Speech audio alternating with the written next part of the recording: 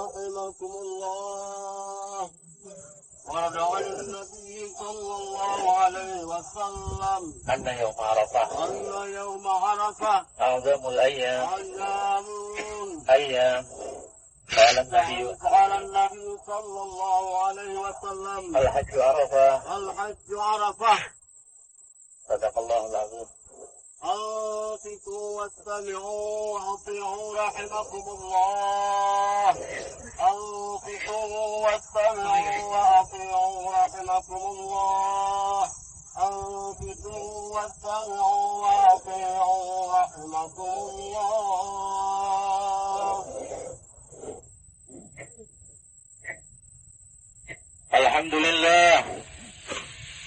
لله الذي هدانا بعبده المختار من دعانا إليه بالإذن وقد نادانا لبيك يا من دلنا وهدانا صلى عليك الله بارئك الذي بك يا مشفع خصنا وحبانا مع آلك الأطهار معدن سرك الأسماء فهم سفن النجاة حمانا وعلى صحابتك الكرام حمة دينك أصبحوا لولائه عنوانا والتابعين لهم بصدق ما هدى هذه المودة حيد الأشجانا أشهد أن لا إله إلا الله وحده لا شريك له وأشهد أن سيدنا محمدا عبده ورسوله اللهم صل وسلم وبارك وكرم على سيدنا محمد وعلى آله وصحبه وبارك وسلم أجمعين.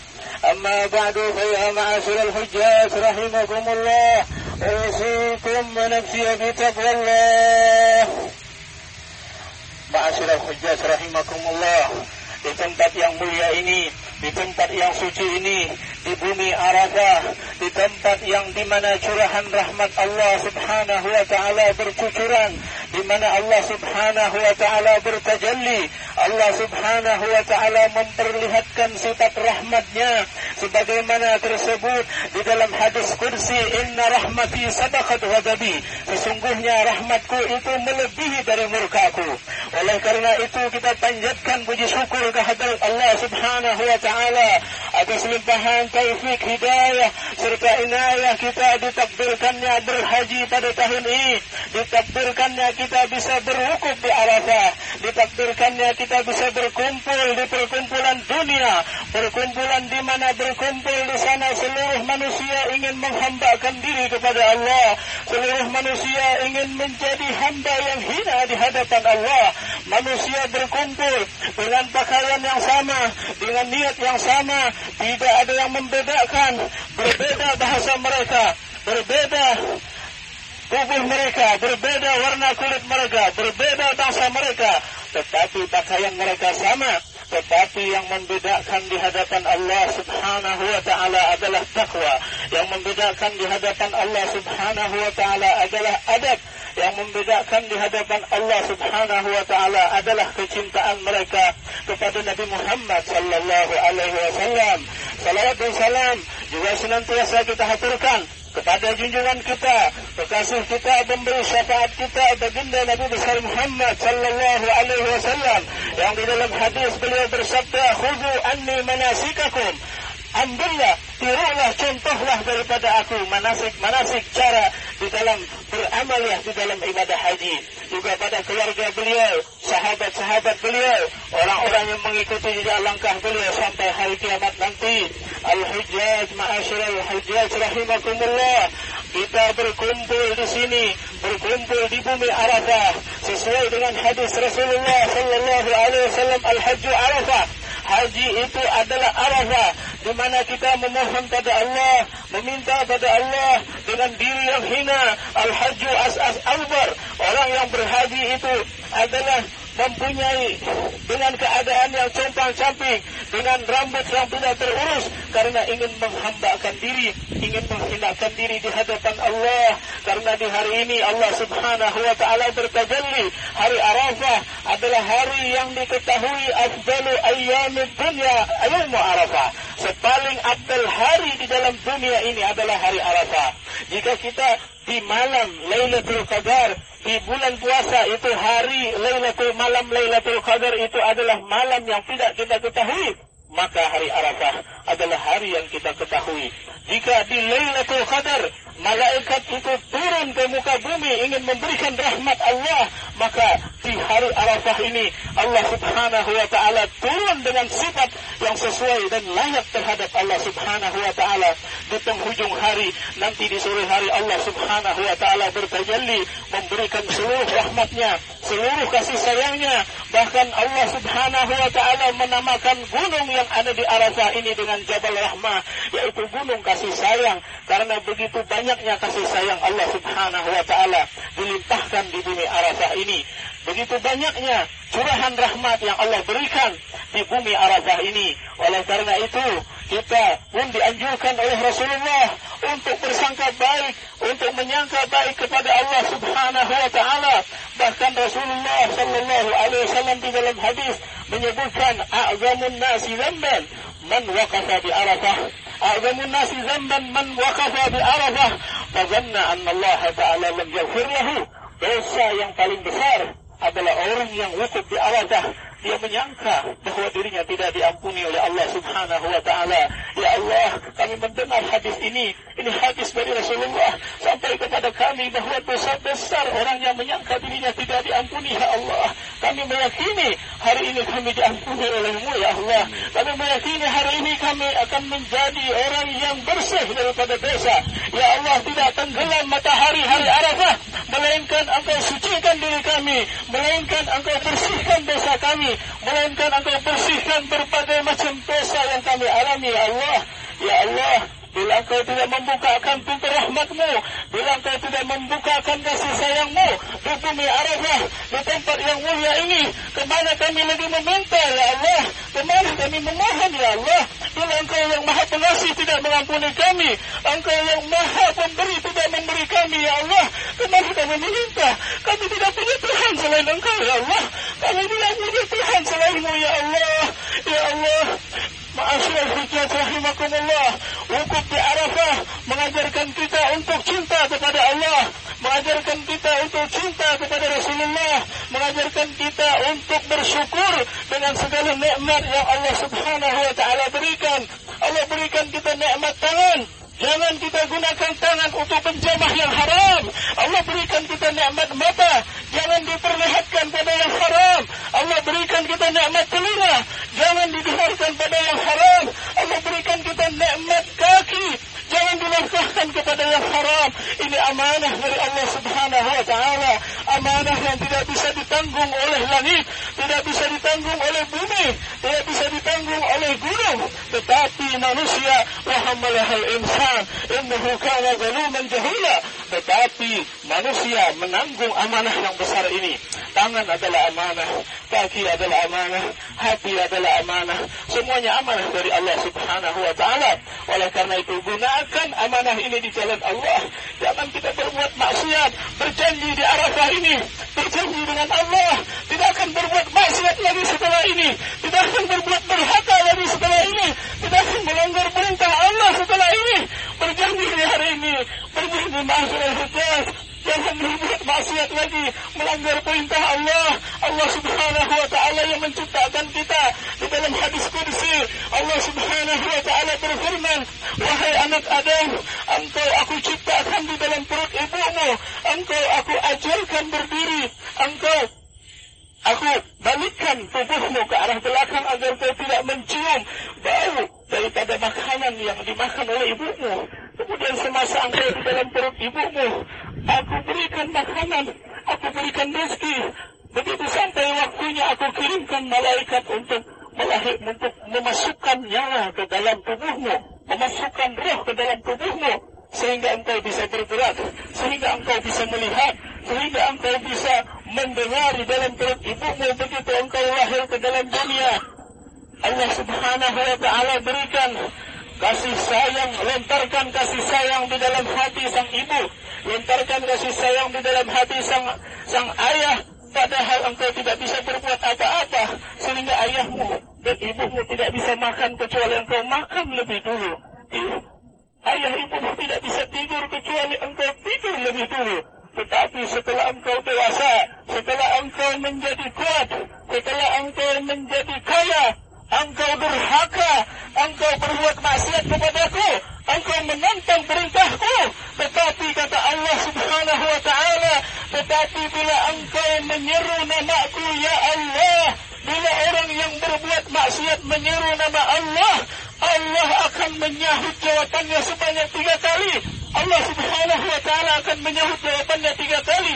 Jika orang yang saleh menyeru ya Allah, Allah menjawab labbaik, apa yang kau inginkan. Tetapi jika orang yang berdosa menyeru Allah 3 kali, ya Allah, Allah akan menjawab 3 kali.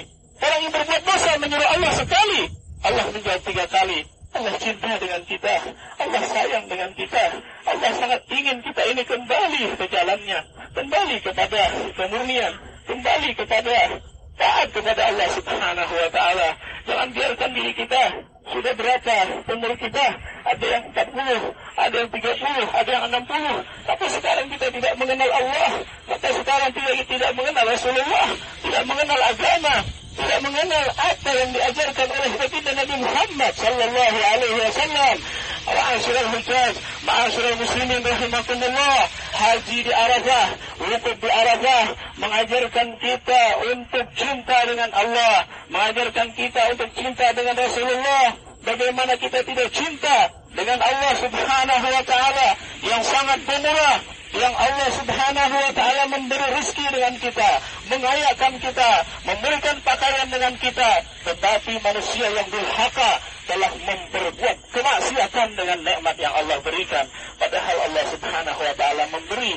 Siapa yang tidak marah jika mempunyai seorang pembantu di rumahnya, pembantu digaji, pembantu dikasih makan, pembantu diberi minum, tetapi dia telah berbuat jahat, dia telah mendurhakai tuannya. Ma'asyiral hujjaj rahimakumullah, yang wukuf di Arafah mengajarkan kita untuk cinta dengan Rasulullah, cinta dengan baginda Nabi Muhammad sallallahu alaihi wasallam. Ajarkan anak-anak kita, ajarkan cucu-cucu kita untuk mencintai Nabi Muhammad. Tidak ada di dalam dunia ini yang paling indah selain cinta dengan Nabi Muhammad.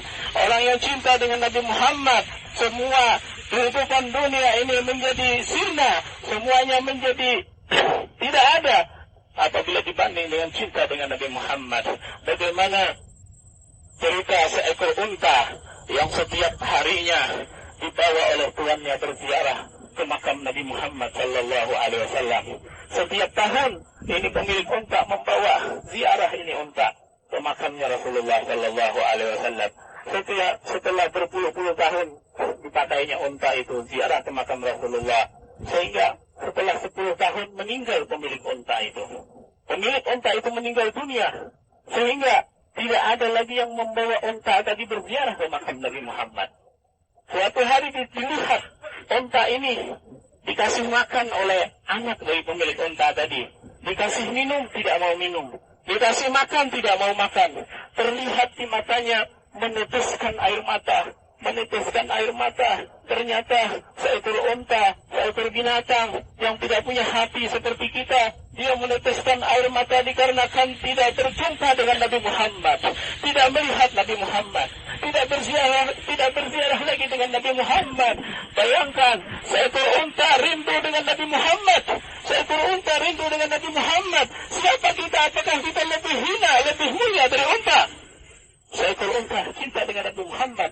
Subhanallah, cinta dia lahir dari hati, lahir kepada Nabi Muhammad sallallahu alaihi wasallam. Oleh karena itu ajarkan sekali lagi wukuf di Arafah mengajarkan kita untuk cinta dengan Nabi Muhammad sallallahu alaihi wasallam. Para sahabat mereka tidak bisa hidup di dalam dunia ini kalau bukan karena Nabi Muhammad. Salah seorang dari mereka mengatakan, aku tidak akan masuk ke dalam surga jika dalam surga itu tidak ada Nabi Muhammad. Aku tidak akan masuk dalam surga jika di dalam surga itu tidak ada Nabi Muhammad. Contoh yang sangat indah tentang mahabbah, tentang tentang cinta ini, Sayyidina Bilal ibn Rabah, salah seorang muadzin pertamanya Rasulullah sallallahu alaihi wasallam, orang yang sangat cinta dengan Nabi Muhammad. Diceritakan setelah meninggal dunia, setelah wafat Nabi Muhammad sallallahu alaihi wasallam, Sayyidina Bilal tidak bisa lagi diam di kota Madinah, tidak bisa lagi berada di kota Madinah, dikarenakan setiap apa yang dia lihat di kota Madinah, melihat Rasulullah, melihat jalan, teringat Rasulullah berjalan di sana, melihat masjid, teringat Rasulullah ada di masjid, melihat mihrab, teringat Rasulullah ada di mihrab sana sembahyang, sehingga dia meminta izin kepada Khalifah Rasulullah Sayyidina Abu Bakar As-Siddiq radhiyallahu an, meminta izin untuk pergi ke negeri Syam karena tidak sanggup lagi diam di kota Madinah. Datang kepada Sayyidina Abu Bakar, wahai Khalifah Rasulullah, ulun minta izin untuk berangkat ke negeri Syam dikarenakan tidak bisa lagi hidup di kota Madinah. Setelah Rasulullah meninggal, Bilal ibn Rabah tidak pernah azan. Sayyidina Bilal tidak pernah azan lagi. Dia mengatakan, kepada siapa aku azan? Rasulullah sudah tiada. Biasanya sebelum azan, aku mengatakan, as-salah ya Rasulullah, salat ya Rasulullah, salat ya Rasulullah. Sekarang apabila aku azan, kepada siapa aku mengatakan yang demikian? Kemudian Sayyidina Abu Bakar dengan berat hati pun juga mengizinkan Bilal berangkat ke negeri Syam. Diamlah Bilal di negeri Syam. Setelah sekian tahun, beberapa tahun kemudian, Sayyidina Bilal bermimpi Rasulullah sallallahu alaihi wasallam, bermimpi Nabi Muhammad. Di dalam mimpi itu Rasulullah mengatakan, "Ma hadzal jafa ya Bilal?" Kerenggangan apakah ini wahai Bilal? Sekian lama engkau tidak bersiarah kepadaku. Dalam mimpi Rasulullah mengatakan demikian. Subhanallah, Rasulullah rindu dengan Sayyidina Bilal. Jika kita rindu dengan Rasulullah, sesuatu hal yang biasa, karena memang Rasulullah Nabi kita, Rasulullah orang yang kita cintai. Tapi Rasulullah rindu dengan Sayyidina Bilal. Wahai Bilal, kerenggangan apakah ini? Mahal wajah ya Bilal, kerenggangan apakah ini? Sekarang engkau berziarahlah kepadaku. Terbangun Sayyidina Bilal dari tidurnya, langsung memacu kodanya menuju Madinah. Di malam itu juga dia berangkat ke kota Madinah tanpa membawa bahan makanan dan apa-apa. Berangkat dari negeri Syam dengan memakai baju yang ada di tubuhnya, memacu kudanya begitu sampai di gerbang kota Madinah, bertemu dengan sahabat-sahabat yang lain. Mereka semuanya melihat Sayyidina Bilal menitiskan air mata, terkejut melihat Sayyidina Bilal, teringat kembali kehidupan di zaman Rasulullah sallallahu alaihi wasallam, bertemu dengan Sayyidina Abu Bakar Siddiq radhiyallahu anhu, saling berpelukan, saling menangis, teringat kembali di zaman baginda Nabi Muhammad sallallahu alaihi wasallam. Kemudian Sayyidina Abu Bakar, Bilal mengingat Sayyidina Abu Bakar ini di mana ada Rasulullah, ada Abu Bakar Siddiq. Sayyidina Abu Bakar pun mengingat di mana ada Rasulullah, ada juga Bilal ibn Rabah yang mengumandangkan azan. Akhirnya kata Sayyidina Abu Bakar, wahai Bilal, tolong azan sekali saja. Tolong azan sekali saja. Kata Sayyidina Bilal, wahai Amirul Mukminin, wahai Khalifah Rasulullah, ulun tidak akan sanggup lagi azan sepeninggal Rasulullah ini. Kepada siapa ulun azan? Kepada siapa ulun ingin mengumandangkan azan? Kepada siapa aku akan mengatakan as-salah ya Rasulullah? Ditolak oleh Sayyidina Bilal, tidak bisa mengumandangkan azan. Berjalan Sayyidina Bilal bertemu dengan Sayyidina Umar ibn Khattab radhiyallahu an, kembali berpelukan, kembali saling menangis. Sayyidina Umar pun meminta Sayyidina Bilal untuk azan. Kata Sayyidina Bilal, aku telah menolak orang yang lebih mulia darimu, yaitu Abu Bakar. Aku tidak bisa azan.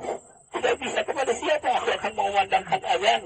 Setelah itu Sayyidina Bilal terus berjalan ingin mendatangi makam Rasulullah sallallahu alaihi wasallam. Setelah berziarah ke makam Nabi Muhammad, dia bergulung-gulung di makam Nabi Muhammad, diciumkan wajahnya ke kubur Nabi Muhammad. Saking rindunya dia menangis dan kubur Nabi Muhammad dipenuhi dengan air mata Sayyidina Bilal. Begitu selesai berziarah, Sayyidina Bilal keluar dari makam, lalu bertemu dengan anak kecil Sayyidina Hasan dengan Sayyidina Husain yang waktu itu berumur antara 7 dan 8 tahun. Bertemu, kemudian dipeluk. Karena Sayyidina Bilal ingat ini adalah cucu kesayangan Nabi Muhammad, dicium oleh Sayyidina Bilal, dipeluk oleh Sayyidina Bilal, diangkat oleh Sayyidina Bilal. Kemudian yang dua orang ini berkata, ya Bilal, adzin lana, kama kunta tu'adzin li jaddina Rasulullah sallallahu alaihi wasallam. Wahai Bilal, tolong azan sekali saja. Tolong azan sekali saja sebagaimana engkau dahulu azan terhadap kakek kami Rasulullah sallallahu alaihi wasallam. Terdiam Sayyidina Bilal, tidak bisa menjawab. Yang meminta ini adalah cucunya Rasulullah, yang meminta ini Sayyidina Hasan, yang meminta ini Sayyidina Husain. Lalu dia mengatakan, "Maza aqulu li jaddikuma yaumal qiyamah in kuntu artukuma?" Apa yang akan aku katakan terhadap kakek kalian di hari kiamat jika aku menolak permintaan kalian berdua? Apa yang akan aku katakan? Kemudian Sayyidina Bilal menerima permintaan Hasan dan Husain. Beliau pun naik ke menara Masjid Nabawi dan mengumandangkan azan. Terdengar azan, Sayyidina Bilal mengumandangkan azan dengan azan Allahu Akbar, Allahu Akbar. Begitu mendengar takbir, perawi hadis mengatakan, "Fabajja ahlul masjid berbuka," maka orang-orang yang ada di masjid semuanya menangis mendengar suara daripada Sayyidina Bilal ibn Rabah radhiyallahu an. Menangis orang-orang yang ada di masjid. Mereka mengatakan, Abu Isa Rasulullah, Abu Isa Rasulullah, apakah Rasulullah diutus kembali? Apakah Rasulullah diutus kembali? Beliau meneruskan azannya, Allahu Akbar, Allahu Akbar. Fadajja ahlul Madinah kulluhum. Seluruh orang-orang Madinah menangis. Menangis seluruh orang-orang Madinah, semuanya menyangka Rasulullah kembali diutus. Kemudian beliau setelah sampai kepada kalimat Asyhadu an la ilaha illallah, asyhadu an la ilaha illallah, sampai kepada kalimat Asyhadu anna Muhammadan, kemudian pingsan Sayyidina Bilal. Pingsan, tidak bisa meneruskan azan. Pingsan, tidak bisa meneruskan azan dikarenakan nama kekasihnya Nabi Muhammad telah disebut. Nama kekasihnya Nabi Muhammad disebut. Sehingga Bilal tidak bisa meneruskan azan. Ini adalah contoh cinta kepada Nabi Muhammad sallallahu alaihi wasallam. Orang yang cinta pada Nabi Muhammad, cinta kepada Allah, mesti akan mengedepankan syariat daripada urusan dunia, mesti akan mengedepankan agama daripada urusan dunia. Ini orang cinta dengan Nabi Muhammad. Lebih-lebih lagi kita kaum wanita, jaga aurat kita, jaga jangan sampai kita tidak bertemu dengan Sayyidah Fatimah radhiyallahu anha di dalam surga. Orang-orang yang menjaga auratnya, orang-orang yang mengikuti ajaran Rasulullah, mengikuti Sayyidatuna Fatimah Az-Zahra, pemimpin mereka di dalam surga adalah Sayyidatuna Fatimah nantinya. Orang yang sangat menjaga auratnya, terlihat suatu hari Sayyidatuna Fatimah berjalan dengan memakai pakaian yang tertutup, pakaian yang melebihi satu hasta di bawahnya, dengan memakai cadar. Para sahabat melihat, bertanya, siapa itu? Kami tidak kenal. Begitu bertemu dengan Rasulullah, Rasulullah mengatakan, datang di mana engkau Fatimah? Ternyata orang yang menutup seluruh tubuhnya tadi adalah Sayyidatuna Fatimah radhiyallahu taala anha. Perempuan yang keluar dari rumahnya dengan membuka auratnya, disebutkan di dalam riwayat, "Idza kharajatul mar'atu min baitiha." Apabila keluar perempuan dari rumahnya dengan membuka auratnya, la'anat syaitan, syaitan akan melaknatnya. Maka dilaknat oleh para malaikat, dilaknat oleh Allah Subhanahu wa taala.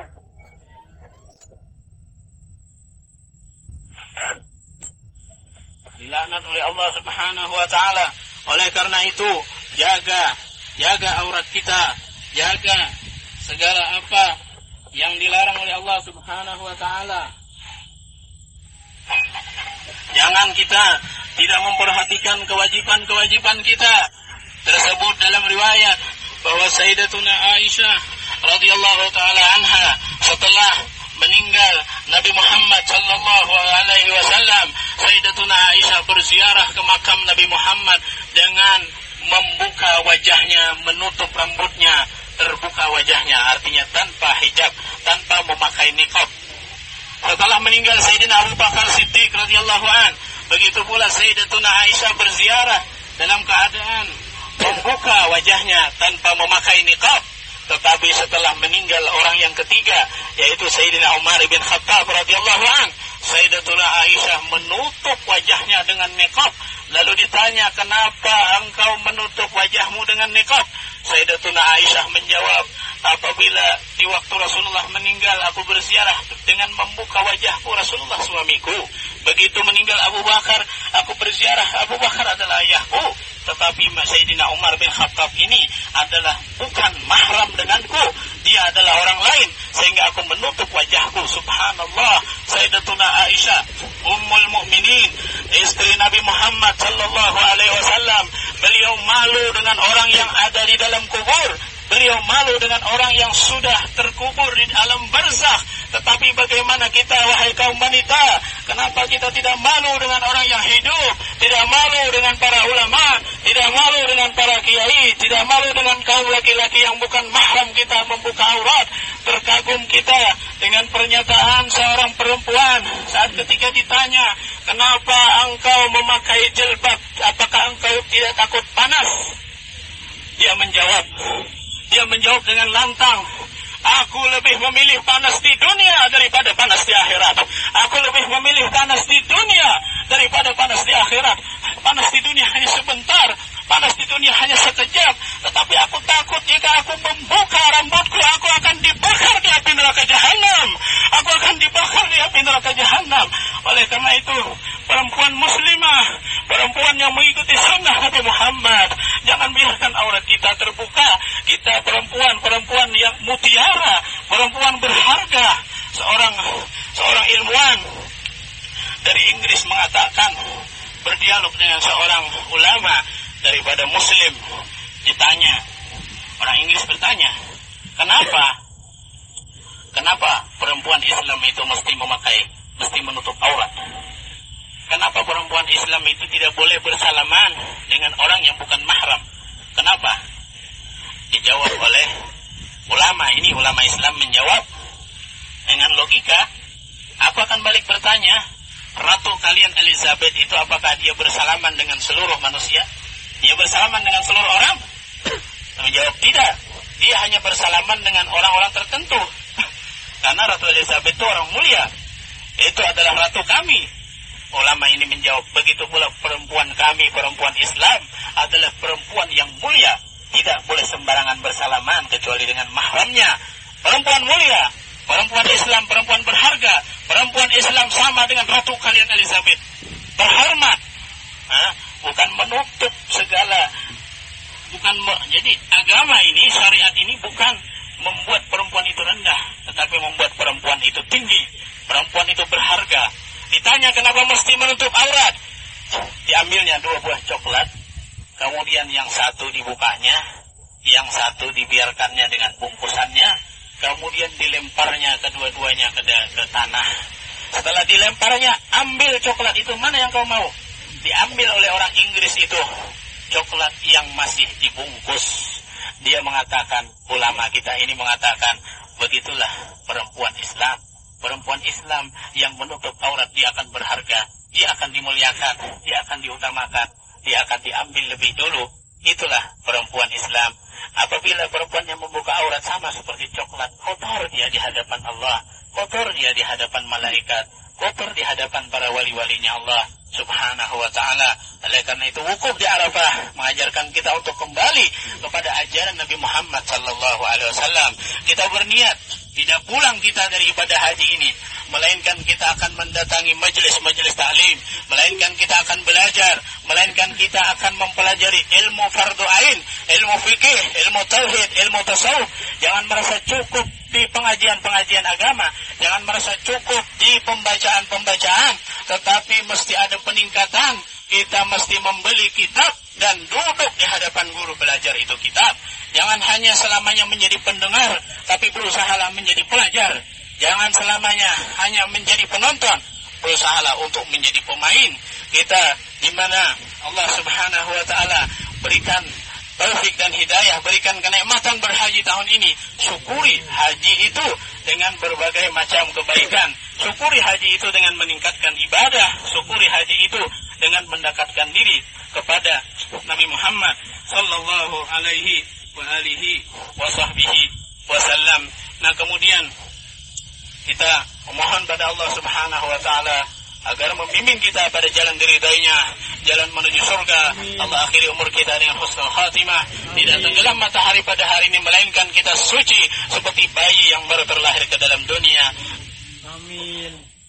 Allah malaikatahu yusholluna 'alan nabiy walladzina amanu shallu 'alaihi wa sallimu taslima. A'udzu billahi minasyaitonir rajim.